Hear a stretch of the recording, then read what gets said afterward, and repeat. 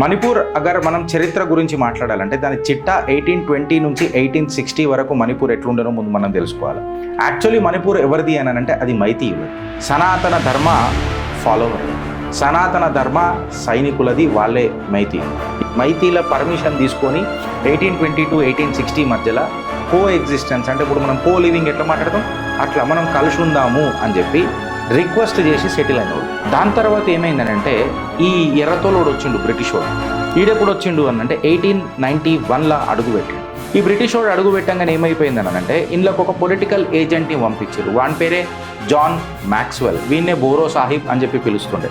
ఈ John Maxwell borrow Sahib కూడా వచ్చి ఏం చేసిండంటే మేతీ ఎవరైతే ఎలైట్ గ్రూప్ ఉంటారు కదా అంటే జర మంచిగా పెద్ద ఆర్థికంగా సెటిల్ అయిన వాళ్ళు, ఆ ఆర్థికంగా సెటిల్ అయిన వాళ్ళ గ్రూప్తో కూర్చొని మంచిగా జర రాయబారాలు చేసుడు మొదలెట్టిండు John Maxwell. Christian conversions and strategic diversion activity మొదలవుతుంది 1909 నుంచి 1920 వరకు. ఇక్కడ బ్రిటిషర్లు ముందే పసిగట్టిండ్రు, ఎన్నడో ఒక రోజు మమ్మల్ని మూతి మీద దాన్ని నిలబడతారు భారతీయులు అందరూ కలిసి అని.